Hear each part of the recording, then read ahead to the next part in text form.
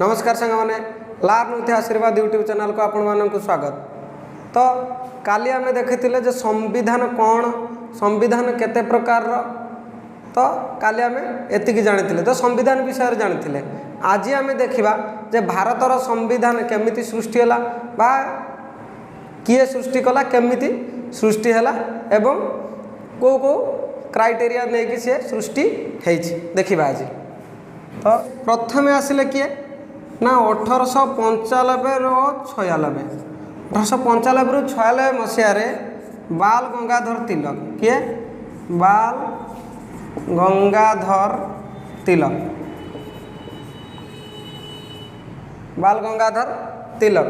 तो ये कौन कले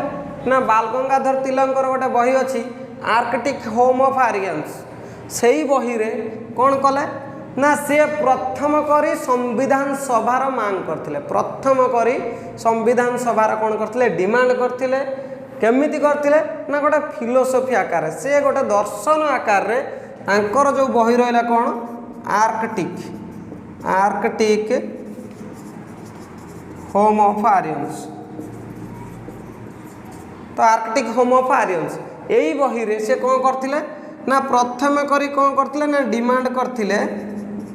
डिमांड करथिले कौन ना संविधान सभा विषय रे किछि गोटे धारणा देथिले बा संविधान सभा भारतर संविधान सभा हो बोली डिमांड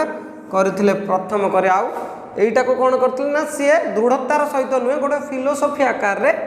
दाबी करथिले बुझेला। तो ये बाल गंगाधर तिलक होउछन कौन founder of home rule league एंको सहित आनिबेसंत मध्य थिले फादर ऑफ इंडियन अनरेस्ट भारतीय अशांतिर जनक बोली इनको कहा जाए किंतु ये अशांतिर जनक नथिले तांको आख्या दिया है जे छाड़ंतु। तापर ये गोटे न्यूज पेपर पब्लिश करथिले जहार ना होची केसरी आउ बही लिखथिले आर्कटिक होम ऑफ आर्यंस। एतिक जिंस मन रखंतु बाल गंगाधर तिलक ऊपर क्वेश्चन आसे गला। तापर नेक्स्ट आसिले के नेक्स्ट आसिले 1922 मसीह 1922 मसीह क्या आसिले एमके गांधी मोहनदास करमचंद गांधी महात्मा गांधी यहाँ को आम कहते एमके गांधी। तो सी आसी कौन कहले ना 1922 मसीह कहले जे भारतर कौन हो भारतर गोटे संविधान सभा गठन हो एवं आउ यहाँ इंडिपेंडेंट हो केवल भारतीय माने एथिरे योगदान करते एथिरे कौनसी इंग्रेज बा आउ अन्य कौनसी देशर कौन न रहू हस्तक्षेप न रहू भारतर गोटे संविधान सभा एवं ये जो संविधान सभा जो भारतर संविधान गठन करिवो सेटा कौन होइतिबो इंडिपेंडेंट स्वतंत्र भाव में भारतीय मानक द्वारा ही गठन करा जिवो कौन भारतर संविधान यही कथा को मांग कले किए महात्मा गांधी बुझेला। नेक्स्ट आसिले किए 1924 मसीह तो नेक्स्ट आसिले 1924 मसीह किए आसिले ना स्वराज पार्टी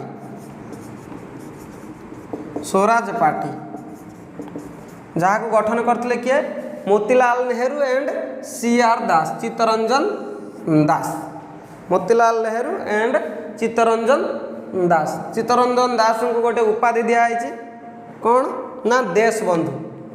बंधु उपाधि दिखाई क्या चित्तरंजन दास को CF एंड्रीज को दिखाई कौन दीनबंधु उपाधि। तो 1924 मसीह प्रथम करी स्वराज पार्टी कौन कला ना संविधान सभार मांग कला संविधान सभा भारतर संविधान सभा हो बोली से कौन कला डिमांड कला कहीं संविधान सभा ही आमर कौन करिवो संविधान तैयारी करिवो बुझेला। तो नेक्स्ट देखिबा नेक्स्ट किए मांग कले तो ये जेतिकी भी डिमांड होउची देखुं कौन सी प्रकार रे कौन है ना इंग्रेज मानकर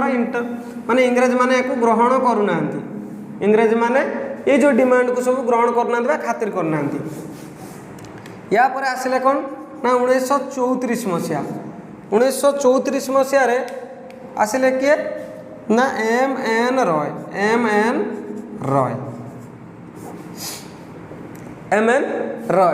तो ये MN रॉय कौन कले ना फर्स्ट टाइम फॉर्माली और ऑफिशियली कौन कले ना संविधान सभार डिमांड करथिले। तो ये MN रॉय कौन है ना 1934 मसीह प्रथम करी जड़े व्यक्ति जहाँ ना हूँ एम एन रॉय जी कि कौन है ऑफिशियली बा फॉर्माली कौन कले ना संविधान सभार कौन कले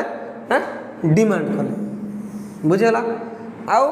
ये ही होचंती कौन ना आम संविधान कौन आइडियोलॉजिस्ट बा जहाँ कह जाए हु गेव गोटे क्वेश्चन पढ़े who gave the idea of Indian constitution किए ना आंसर हम एम एन रॉय पढ़ी सारी क्वेश्चन बुझेगा तो एम एन रॉय आउ ये होचंती कौन ना पियोनियर पियोनियर ऑफ कम्युनिस्ट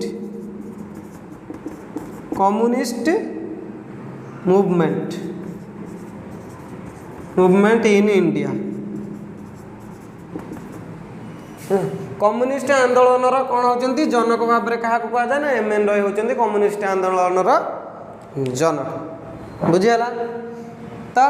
या पर नेक्स्ट क्या आसिले ए पर्यंत इंडियन नेशनल कांग्रेस कौन प्रकार हस्तक्षेप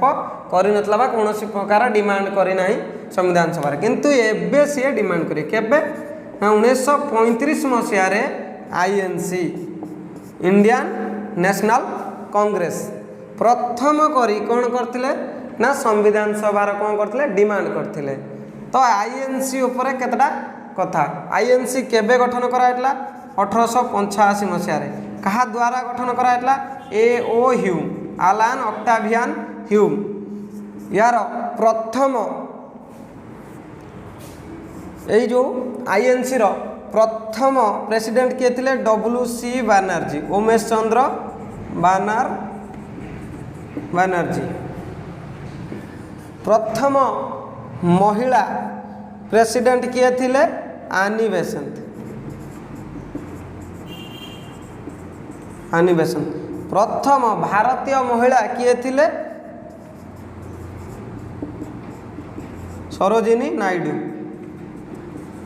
सरोजिनी नायडू पाखापाखि तापर यार इंपोर्टाट सेसन गुड़ा आम आगे देखा कि फास्ट सेसन होता बेंगल बुझीगला देखा नेक्स्ट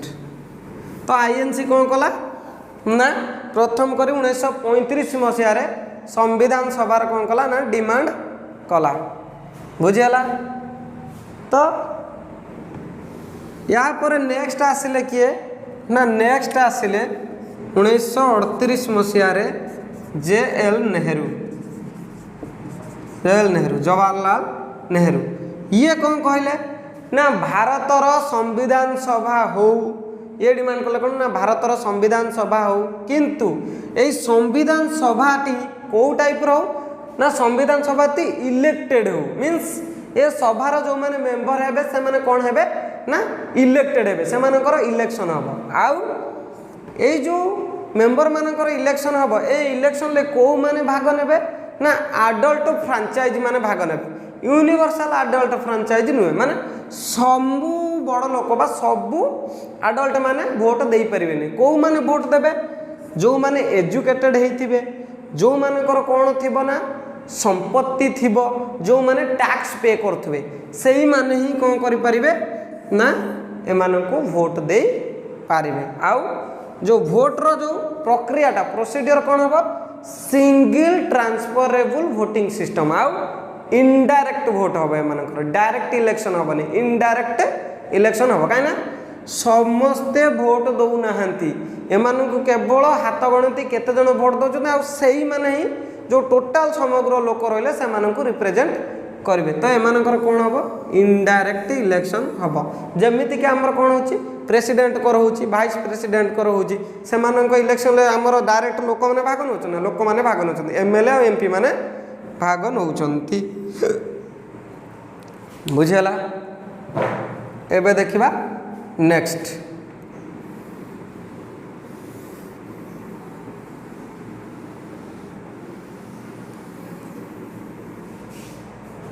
एबे देखिबा नेक्स्ट गला तो 1938 मसीह जवाहरलाल नेहरू कहीदे कौन जे भारतर संविधान सभा हो यार मेंबर माने कौन है इलेक्टेड होती एम इनडायरेक्ट इलेक्शन हम आउ कौन ना कौ माने भोट देवे आडल्ट फ्रांचाइज माने भोट देवे आउ सिंगल ट्रांसफरेबल वोटिंग सिस्टम रे तार मेंबर माने इलेक्टेड हेबे ये गला आमर कौन ना संविधान सभार डिमांड किंतु एपर्यंत थरिए भी इंग्रेज सरकार बा जो ब्रिटिश आमको शासन करते से माने आमर जो डिमांडटा को ग्रहण करी नथिले एक्सेप्ट करी नथिले किंतु जेतेबेले कौन हो गला ना द्वितीय विश्वयुद्ध स्टार्ट हो गला जेतेबेले द्वितीय विश्वयुद्ध स्टार्ट हो गला सेतेबेले कौन है ना इंग्रेज को गोटे साइड रु जर्मनी आ यूरोप रु हराउचंती किए हिटलर आ गोटे साइड रु जापान ठारू हारुची किए इंग्रेज सरकार हारुची तेणु तार हालत बहुत खराब थिला तो सेमाने चाहिए कौन जे जदि भारत प्रथम विश्वयुद्ध रे भारतीय माने इंग्रेज सपक्ष हारी माने लड़ी थिले सेमिति सेकेंड युद्ध रे भी कौन कले ना एमाने चाहिए जे भारतीय माने इंग्रेज सपक्ष पक्ष लड़तु किंतु भारतीय माने लड़िले नहीं भारतीय मानक डिमांड कौन रहा तुम्बे माने जदि आमर संविधान तैयारी करिया पई संविधान सभा गठन करिवार परमिशन दौच बा राजी हो जाउच आम प्रस्ताव रे ताहेले आम्बे तुमको द्वितीय विश्वयुद्ध रे तुम सपक्ष लड़िबा तुमको साहाय्य करिबु किंतु तो प्रथम तो मानिलेनी जेतेबेले तांकर हालत खराब हैला सेतेबेले कोन हैला ना गोटे 7 अगस्त रे 7 अगस्त 7 अगस्त 1940 रे कौन आनिले ना गोटे प्रस्ताव आसला जार ना हला अगस्त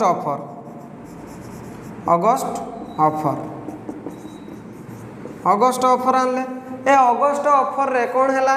ना जो आमर मुस्लिम लीग अच्छी आउ इंडियन नेशनल कांग्रेस अच्छी तो इंडियन नेशनल कांग्रेस कही केबे गठन होइतिला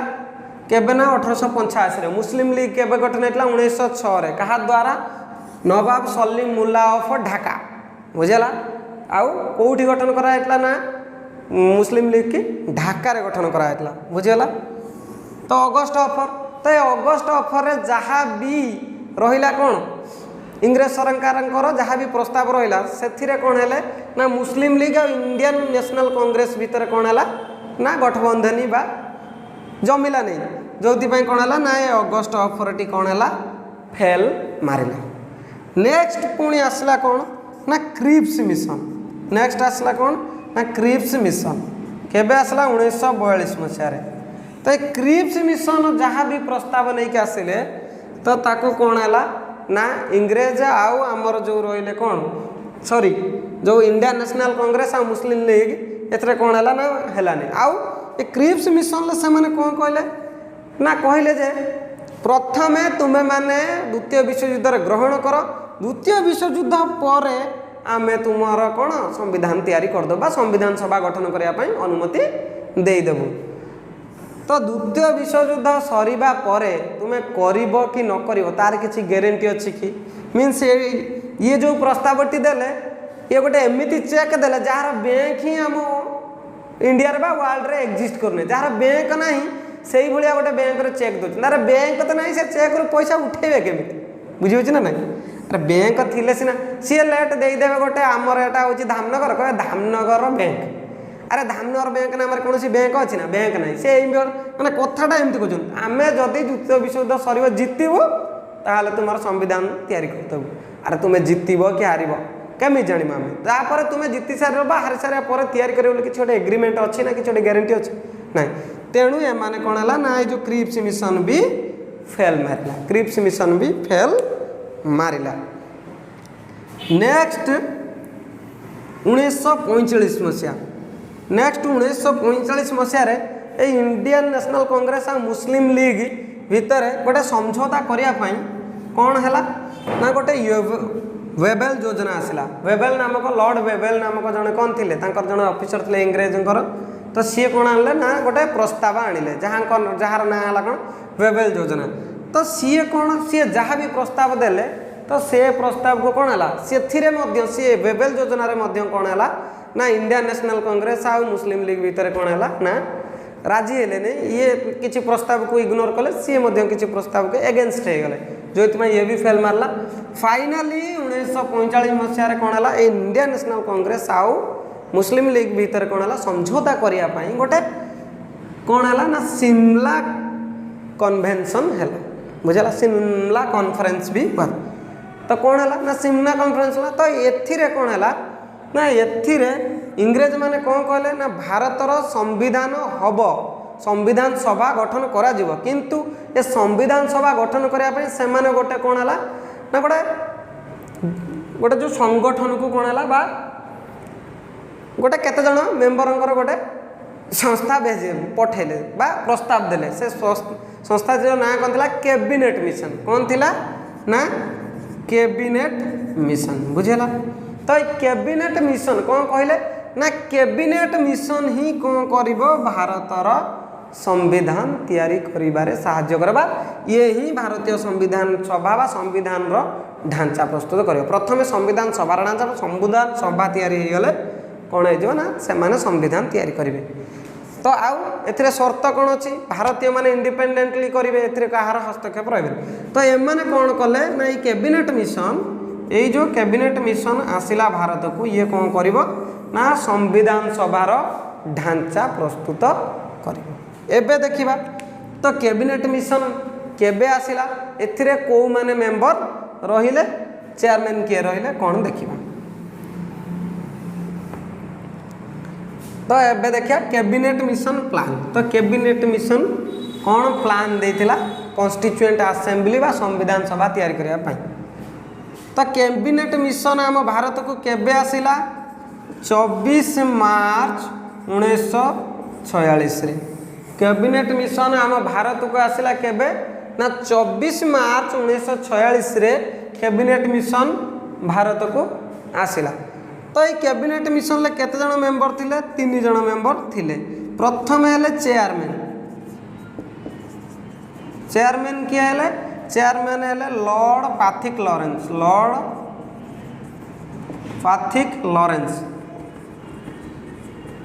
लॉरेंस सेकंड आसले सर स्टाफोर्ड क्रिप्स थर्ड आसले किए एफबी अलेक्जेंडर बुझेला तो ये 3 जन चेयरमैन के लॉर्ड पाथिक लॉरेंस सेकंड आसले सर स्टाफोर्ड क्रिप्स थर्ड आसले किए एफबी अलेक्जेंडर बुझेला तो ये 3 जन आसले तो एमाने कौन कले ना एमाने संविधान सभार ढांचा प्रस्तुत करिवे बा तो केमिति कले देखिबा तो प्रथम कथा है कौन जे भारतीय माने हेबे आ इलेक्टेड रिप्रेजेंट तो एमाने प्रस्ताव देले कौन ना जो भी मेंबर चूज हेबे टोटाल संविधान सभा रे केते जण मेंबर चूज हेबे तो मेंबर केमिति चूज हेबे मेंबर चूज हेबे according to population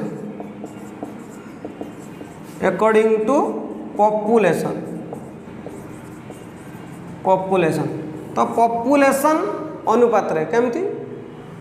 population अनुजाई member choose हेबे केते पॉपुलेशन ले जणे मेंबर ना 1 मिलियन पॉपुलेशन ले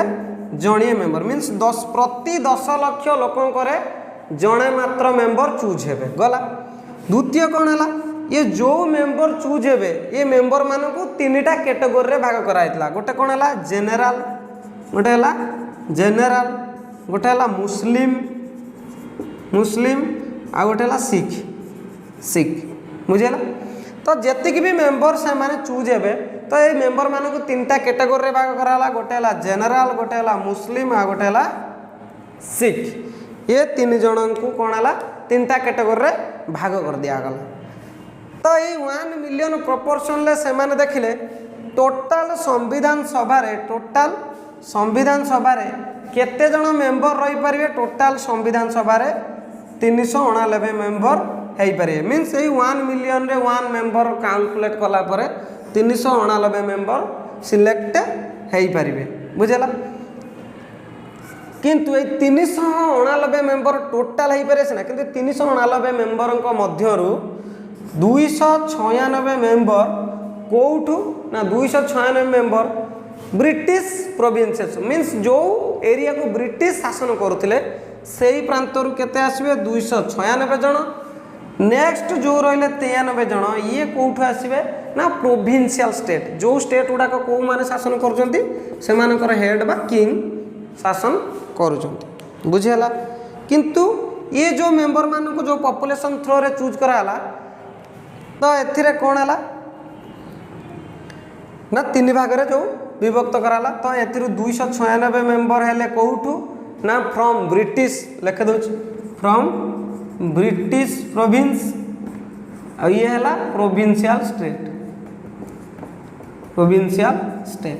बुझेला प्रोविंशियल स्टेट रू। तो एबे देखिए नेक्स्ट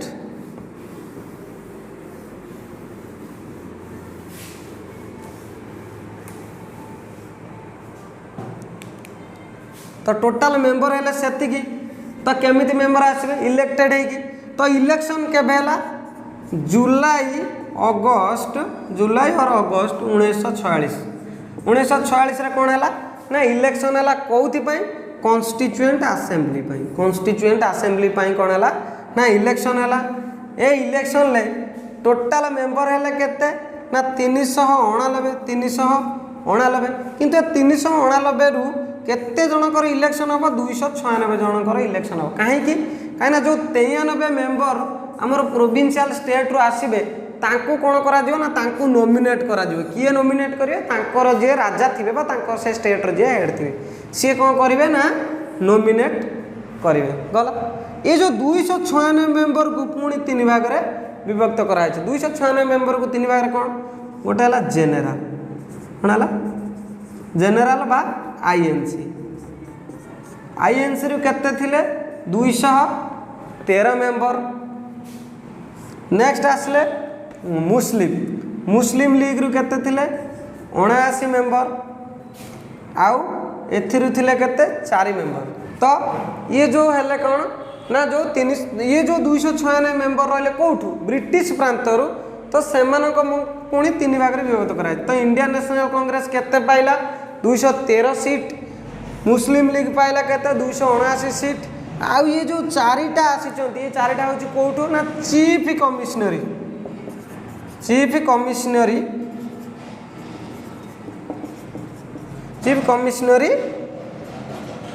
प्रोविंस रू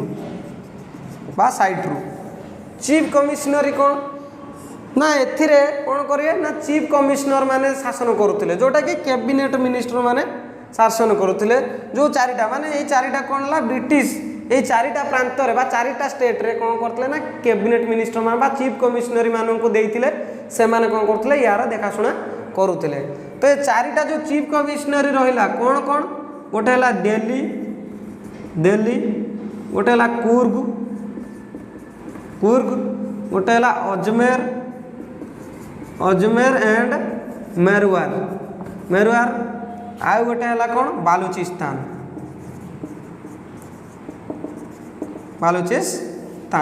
बुझीगला। तो एतिकी जगार कौन बा ये 4टा हला कौन तुम चीफ कमिश्नरी स्टेट बुझीगला। तो एबे देखिबा नेक्स्ट तो टोटाल मेंबर हेले केते 389 सेथिरु 296 जन कौन हेले ना ब्रिटिश प्रांतरू पुणी ब्रिटिश प्रांतरू जो मान को तांको पुणी डिवाइड कराला कौन इंडियन नेशनल कांग्रेस पाइला 213 सीट मीन्स 213 कैंडिडेट छिड़ा हेबे 79 कैंडिडेट कौन हला ना मुस्लिम लीग 4टा हला चीफ कमिश्नरी स्टेट बुझेला। तो ये 93 जनकर कौन हम नॉमिनेट हेबे मानकर मेंबर सिलेक्शन बा इलेक्शन हबनी गलो इलेक्शन हबा फल रे कौन हला ना इलेक्शन जो हेला इलेक्शन ले इंडियन नेशनल कांग्रेस जो जुलाई अगस्त इलेक्शन हैला तो इंडियन नेशनल कांग्रेस केतटा सीट रे जीतिला 208टा सीट रे जीतिला बुझेला। और मुस्लिम लीग केतटा सीट रे जीतला मुस्लिम लीग 73टा सीट रे जीतिला अदर्स जो माने थिले से माने 15टा सीट रे जीतिले 15टा सीट रे जीतिले। तो टोटाल एतिकिटा सीट रे कोन हैला ना विजय लाभ कले। तो मेजोरिटी पाईगला किए इंडियन नेशनल कांग्रेस मेजोरिटी पाइला किए इंडियन नेशनल कांग्रेस जेहेतु मेजोरिटी पाइला किए इंडियन नेशनल कांग्रेस तो कौन है ये जो मेंबर माने होचंती एथिरे कौन है सबु वर्गर लोक माने प्रेजेंट एमिति कि महिला भी प्रेजेंट थिले एससी एसटी थिले तो आउ जनरल थिले ता सहित कौन ना वुमेन मानू को मध्य स्थान दिया जाय थिला। तो ये जो जीतिले एथिरे कौन है ना ये जो संविधान सभाटी गठन हम ये संविधान सभा को कौन है ना इंडियन नेशनल कांग्रेस बॉयकॉट कला। इंडियन नेशनल कांग्रेस कौन है ना ये जो 208 जीतला पर जो संविधान सभाटी गठन है नवेम्बर 1946 रे नवेम्बर 1946 रे संविधान सभा गठन है। ए संविधान सभा को कौन है ना मुस्लिम लीग बॉयकॉट कला कहीं जेहेतु यार मेजोरिटी नहीं आईएनसी अधिक मेजोरिटी रे जीति तेणु कौन कर इंडियन नेशनल कांग्रेस को सपोर्ट कले जो कौन है जे एमाने देखले जे आमर कौन सत्ता रही आमर कौन प्रस्ताव को एमाने ग्रहण करेंगे से कौन कले बॉयकॉट कले। एवं जो 93 जन थिले कौन प्रोविंशियल स्टेट से कौन कले ना इंडिपेंडेंट रहीगले से जो कॉन्स्टिट्यूएंट असेंबली रे भाग नेले नहीं बुझेला।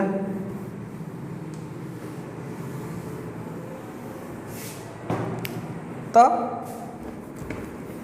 ताहले आम संविधान सभाटी कौन टोटाली इलेक्टेड सिलेक्टेड नॉमिनेटेड और व्हाट तो आम संविधान सभाटी partly elected and partly selected और नॉमिनेटेड कहीं ना आमर 296 जन कौन है इलेक्टेड कैंडिडेट बुझीपार ना किंतु 93 कौन है नॉमिनेटेड तेणु ये कौन है पार्टली इलेक्टेड पार्टली नॉमिनेटेड कौन आम कॉन्स्टिट्यूएंट असेंबली बुझेला। तो नवेम्बर 1946 रे आमर कौन है संविधान सभा गठन करागला जहाँ को बॉयकॉट कले किए मुस्लिम लीग। तो से संविधान सभार फास्ट मीटिंग केबे हला 9 डिसेम्बर 1946। तो संविधान सभार प्रथम मीटिंग 9 डिसेम्बर 1946 रे गठन माने बसिला मीटिंग बसिला। तो ये मीटिंग रे कौन है ना डॉक्टर सच्चिदानंद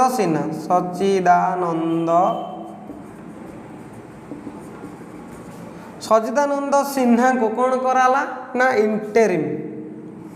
बा काम चला टेम्पोरारी प्रेसिडेंट भाव में कौन है चयन कराला कहीं सच्चिदानंद सिन्हा कहीं चयन कराला कहीं ये थिले सबुठारु ओल्डेस्ट मेंबर सेतेबेले कौन ना संविधान सभा रे। तो ये ओल्डेस्ट मेंबर हेड हेबे बा प्रेसिडेंट हेबार जो प्रोविजनटा आमे को देश रु फॉलो करिकी कले ना फ्रांस देश रे। फ्रांस देश रे कौन अच्छी ना जो मेंबर ओल्डेस्ट हेबे सी ही से सभार कौन है प्रेसिडेंट हेबे। तो से फ्रांस रो संविधान को आम फॉलो करी कौन कले ना आमर जो डॉक्टर सच्चिदानंद सिन्हा थे सबुठार ओल्डेस्ट मेंबर आम संविधान सभा कौन कले काम चलावा नाम को मात्र प्रेसिडेंट भाव में इंटरिम प्रेसिडेंट भाव में चयन करनेले। एवं नेक्स्ट जो सेकेंड मीटिंग बसिला केबे ना 11 डिसेम्बर 1946 रे 11 डिसेम्बर 1946 रे कौन है ना 11 डिसेम्बर 1946 रे आमर सेकेंड मीटिंग बसला कहार आम संविधान सभार कौन बसला सेकेंड मीटिंग बसला। सेकेंड मीटिंग जो बसला ये सेकेंड मीटिंग रे कौन है ना डॉक्टर राजेंद्र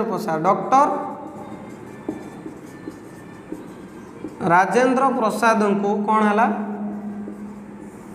परमानेंट प्रेसिडेंट भाव में कहार ना कॉन्स्टिट्यूएंट असेंबली रो परमानेंट प्रेसिडेंट भाव में चयन कराला। एवं एच.सी. Mukherjee and V.T. कृष्णामाचारी को कौन कराला ना एच.सी. मुखार्जी और V.T. कृष्णामाचारी को दी जन को वाइस प्रेसिडेंट भाव में कॉन्स्टिट्यूएंट असेंबली रे कौन है ना चयन कराला बुझेला। तो सेकेंड मीटिंग रे गला एतिकी तापर आसला कौन आमर थर्ड मीटिंग केबे हेतिला थर्ड मीटिंग हेतिला 13 डिसेम्बर 1946 13 डिसेम्बर 1946 रे आमर जी थिले किए जवाहरलाल नेहरू कौन कले 13 डिसेम्बर 1946 रे Jawaharlal Nehru historic objective resolution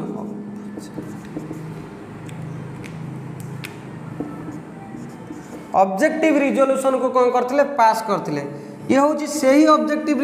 resolution जे कि आगु को जाई कि हम संविधान लो कौन हेची प्रीएम्बुल हेची बा प्रस्तावना हेची तो ये ऑब्जेक्टिव रिजोल्यूशन को पास कले केबे ना 13 डिसेंबर 1940 रे बा third meeting of constituent assembly रे कौन हैला ना ऑब्जेक्टिव रिजोल्यूशन को पास कले एबे देखिबा नेक्स्ट तो संविधान सभा रे कौन हैला तीनटा मीटिंग हेई गला तो संविधान सभार विभिन्न गुड़ाए कौन होता ना कमिटी सब गठन कराइला कमिटी सब गठन करा टोटाल केतटा कमिटी थिला टोटाल 21टा पाखापाखि कमिटी थिला है या भितर मात्र 8टा आमर कौन मेजर कमिटी थिला 8टा मेजर कमिटी थिला तो ये 8टा मेजर कमिटी भितर सबुठारु मेजर कमिटी होची कौन ड्राफ्टिंग कमिटी जार चेयरमैन होचंती किए doctor B R. Ambedkar doctor B R. Ambedkar जहाँ को कहा जाए father of Indian constitution and first law minister of India बुझेला तो या भितर कमिटी सब कौन कौन जीव प्रथम जीव यूनियन पावर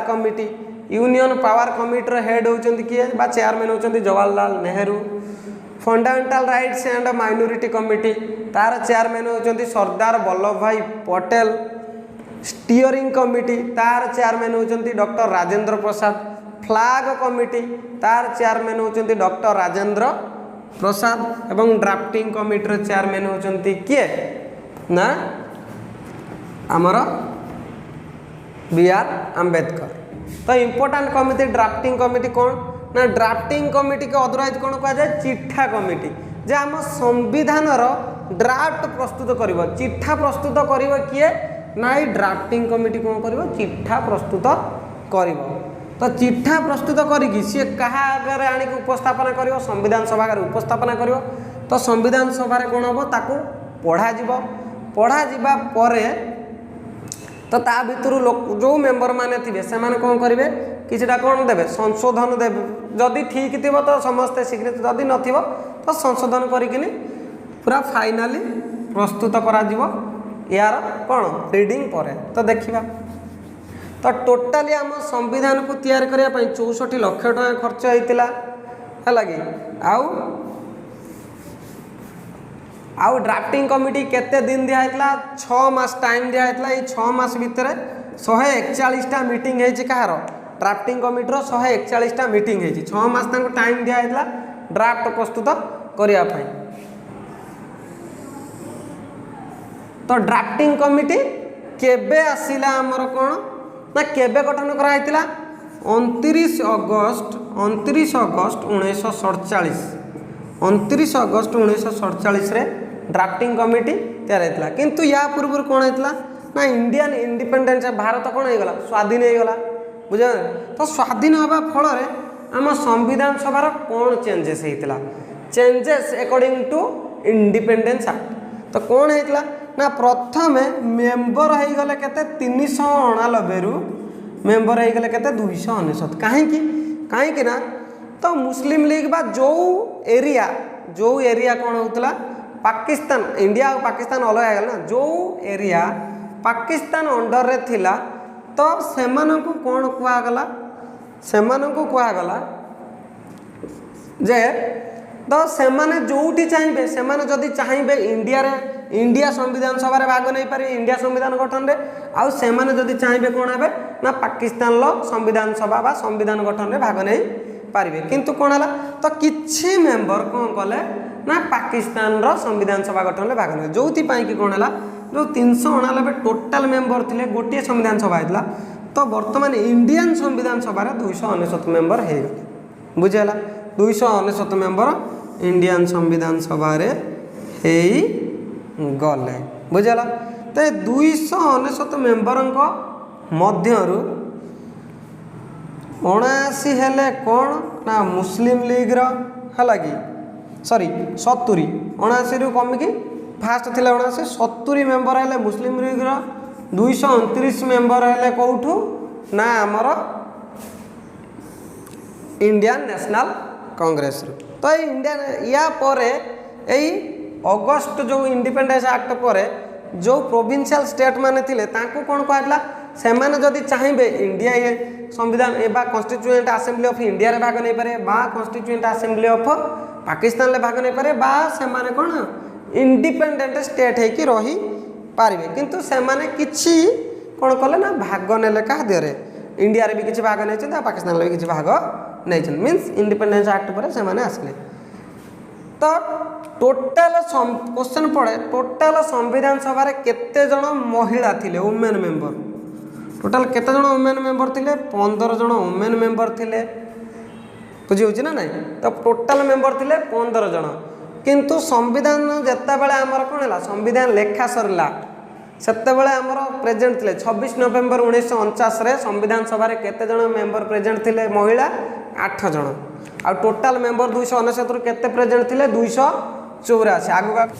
ड्राफ्टिंग कमिटी रो टोटाल केते जण मेंबर हले टोटाल मेंबर हले 7 जण मेंबर तो 7 जण मेंबर किए किए चेयरमैन हले डॉक्टर बी.आर. आंबेडकर चेयरमैन हले डॉक्टर बी.आर. आंबेडकर जे होचंदी father of Indian constitution and first law minister of India second रे ये हले केन चेयरमैन सेकंड रे आसिले किए सेकंड आसिले N Gopal Swami Ayyangar N Gopal Swami third रे आसिले आलादी कृष्णा स्वामी आयर फोर्थ रे आसिले मोहम्मद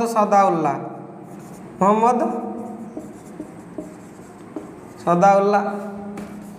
सिक्स्थ रे आसिले किए ना सिक्स्थ रे आसिले एन माधवराव जे कि रिप्लेस कले कहा को बी.एल. मित्रा कहीं ना बी.एल. मित्रा कौन कले ना बी.एल. मित्रा रिजाइन दे देथिले बी.एल. मित्रा कौन कले तांकर जो स्वास्थ्य अवस्था खराब होबार कौन हेले रिजाइन देथिले जहां को स्थान रे कि आसले एन माधवराव नेक्स्ट